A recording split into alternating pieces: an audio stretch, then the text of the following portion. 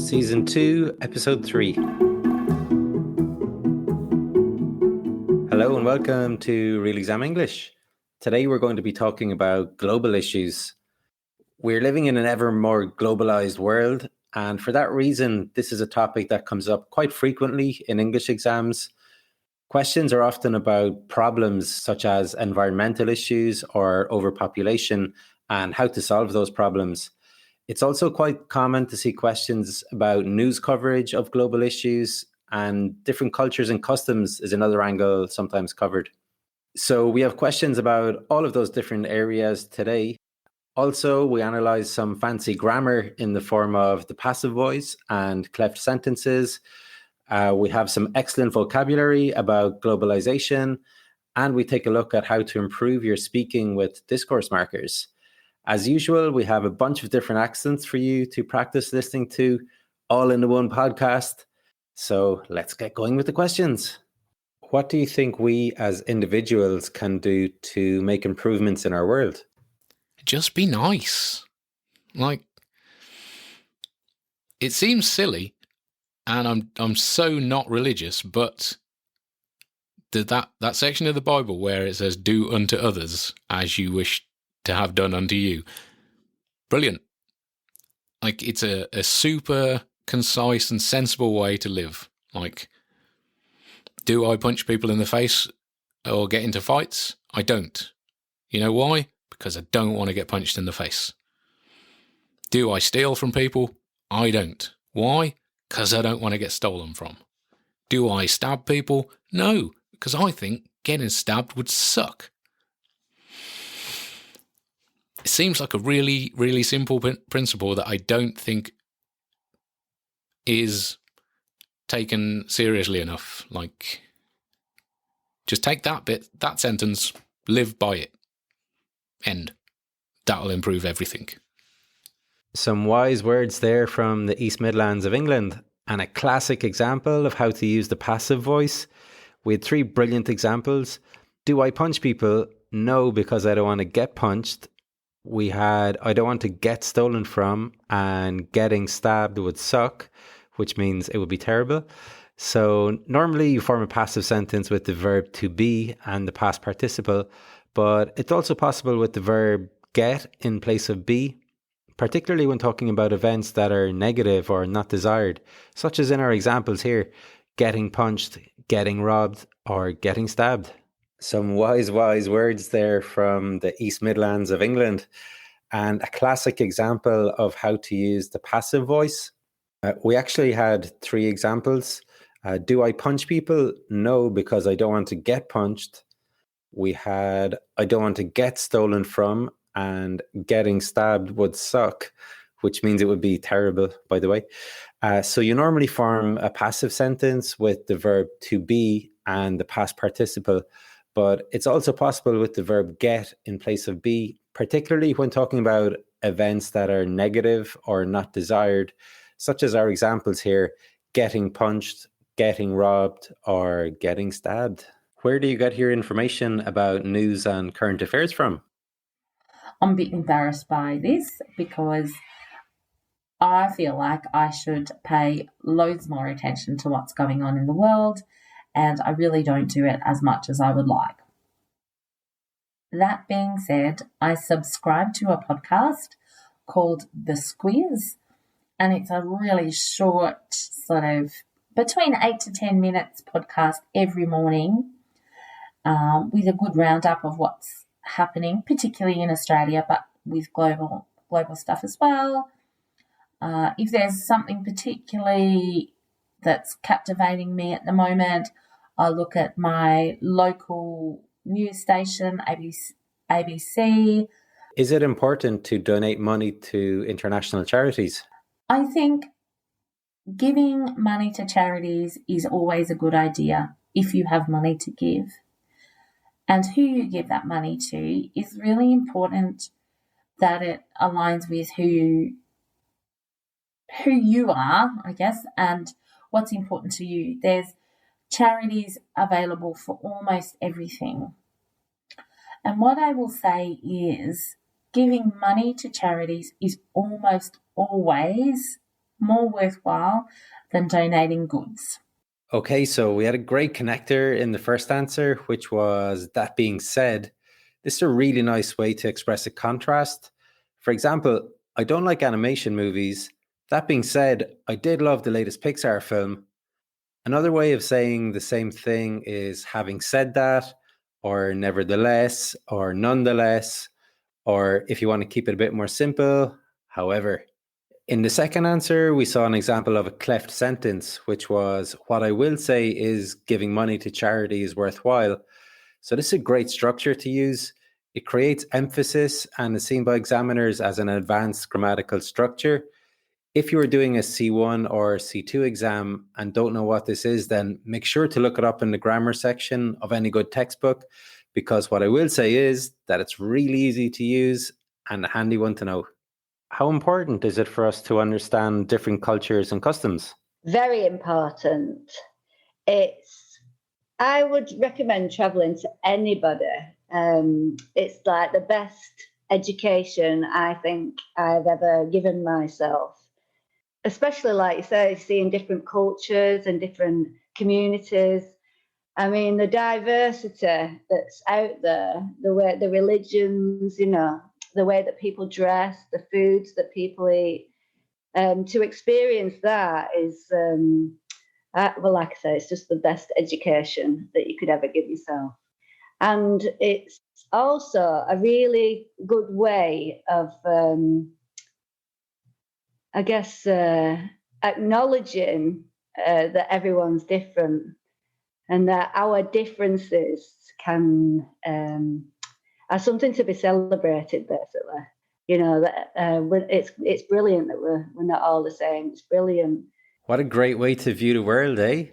So this question is a really good opportunity for you to show off some nice language. In the answer, we heard about the diversity, the religions, the clothes, the food. You could also mention the traditions, the manners, the music, architecture, whatever. It's so open that you can force in whatever cultural vocabulary you know. And if possible, try to use colourful language. So instead of simply saying the food, say the diverse gastronomy, or instead of clothes, you could say the mind-blowing fashions. Let's impress those examiners. How important do you think it is to follow news from around the world? Oh, goodness. I think it is important. I don't do it as often as I used to. I do think it's important to follow news from other places in the world because it'll allow you some different perspectives, which, for one, being in the United States, we have a very centric view of ourselves, where, at least this is my opinion, we are, the world is us, in so many ways, and how it's presented in the United States that the media doesn't necessarily present important issues that occur outside of our country. Additionally, the bias that exists within media, as far as, to which political base the media is leaning towards, whether that be the liberal kind of perspective that, for instance, the CNN news network would have compared to a more conservative right-wing aspect that the Fox News might have. So your news outlets are somewhat skewed in that respect, and having the ability to view news from outside sources, like international sources, whether that be the BBC or other outlets in other countries, allows a different perspective to what you're seeing in your own country. So it's maybe a slightly less biased view of what is occurring as compared to what you may receive when you're in your own domestically. We had an awesome example of a participle clause here. Being in the United States, we have a very centric view of ourselves. So the sentence starts with a present participle, being, and then follows with another verb, have, which has the same subject.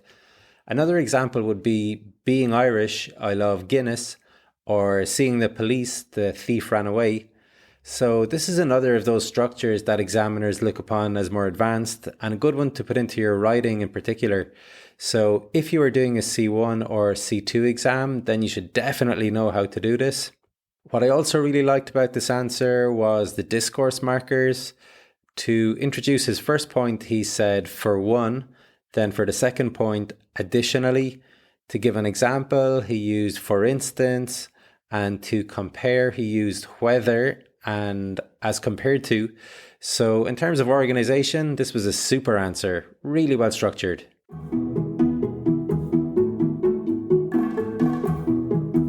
For transcripts of the podcast, please go to the Real Exam English website. That's realexamenglish.com. As well as the transcripts, you can find information there about online classes, whether you were looking for exam preparation classes in groups or individual classes, for exam prep, general revision, business English, or just conversational English, then check out the website for more information, realexamenglish.com.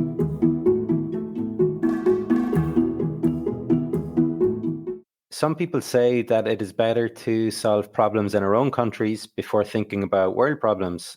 Do you agree?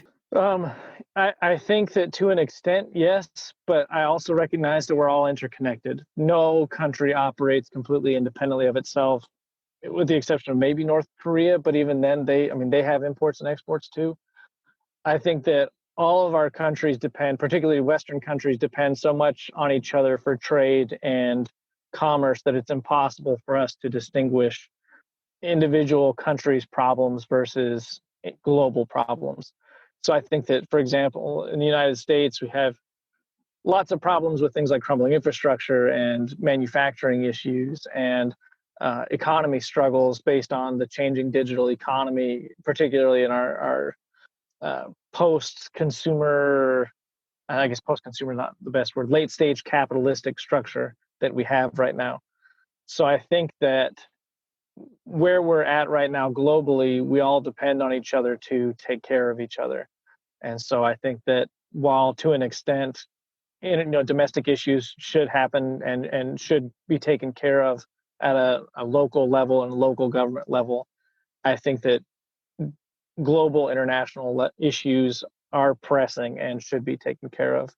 Wow. Now that's how to answer a question. It's got loads of excellent vocabulary about globalization. For example, imports, exports, trade, commerce, interconnected, manufacturing issues, changing digital economy, crumbling infrastructure, late stage capitalistic structure. Wow.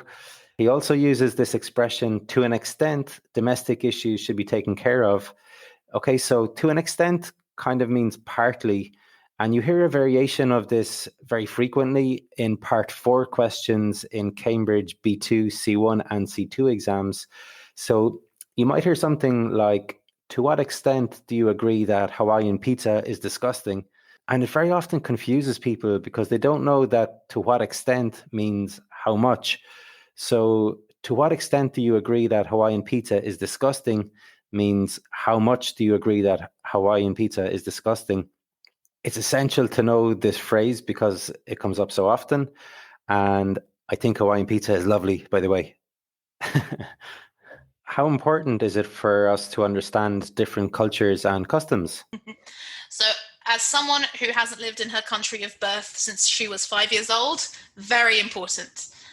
I think I was born in Portugal. Both of my parents are Portuguese, but I haven't lived there since I was 5.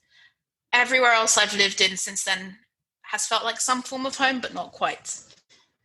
And that life experience, I think, is invaluable because if you're someone who is an immigrant, you have to adapt. You have to adapt. You can't just live your life in another country like you would in your country of origin, whatever that may be, because chances are you're going to come up against some clashes. Some people believe that certain world problems are too big to solve and it's too late to try. What do you think? I would say that I'm a cautious optimist. I'm a bit of a cynic sometimes, and I'm a bit of a skeptical person. I, for example, hate inspirational quotes. It really annoys me when people share those on social media. But I have to think that things will get better no matter what the scale of the problem is. Because if you don't and you need to despair, well, then the worst thing that can happen is that it gets worse. Whereas if you try, even if you only halt problems rather than improving them, that's already something. And you just have to think that you can be a person to make a difference. I work in sustainability communications. Climate change is absolutely terrifying. And very often news related to that is very depressing. And you see many climate change journalists talking about how difficult their job can be. There's also something called compassion fatigue, which is something people working in NGOs and other organizations can suffer from, where you're doing so much activism and you're working on so many difficult issues that sometimes you can just burn out because of that. So you have to be careful. Wow, compassion fatigue. I never heard of that before. Interesting. We also had some phrasal verbs here. So we had to come up against some clashes. And to come up against means to have to deal with a problem. So, for example, if you come up against any difficulties, let me know and I'll help out. We also had to burn out. If you burn out, you are suffering from extreme tiredness, usually caused by working too much. For instance, the pressure in Michelin-star kitchens is so high that many chefs burn out quickly. And you can also use this as a noun, like, I'm suffering from burnout. How interested are you in keeping up with news and current affairs? I would say I'm pretty involved. Before the pandemic hit, on my morning commute, I would always listen to NPR, which is National Public Radio. I love NPR. And I feel like they were able to keep me connected into what was happening, not only in America, but all across the world as well. What do you think is the best way to bring world issues to people's attention? Wow, that's a good question. In this day and age, to kind of reach everyone, I would say social media. I think that's a good way to kind of put it out there to the world, because everyone seems to have some sort of, Instagram, Facebook, Twitter. I think that's a good way to get those issues out there. Like the news, yeah, but some people, kind of don't like the media anymore. So social media or, things like that. Okay, so we had a nice phrase here, which was used to buy a little bit of time to think about a hard question. That was, wow, that's a good question. So remember to have one or two of these time buyers in case you get a tough question in your exam. We also heard the expression, in this day and age. This is a lovely alternative to nowadays, which I seem to see in almost every essay that I correct. So if you are one of the nowadays people, then why not try this one for a change, in this day and age. And that's it for today, folks. Remember to revise your passive voice, cleft sentences, and participle clauses, particularly at a C1 or C2 level, or IELTS Band 7. For B2 level, you need to know the passive voice very well, as you'll need it in your formal writings in particular. Additionally, make a note of some nice globalization vocabulary, as it's such a common theme. But remember to take some breaks for yourself. We don't want you to burn out. Okay, guys, let me know what you think of the episode on social media, and remember to check out the transcripts on the Real Exam English website if you need them. All the best, Trevor.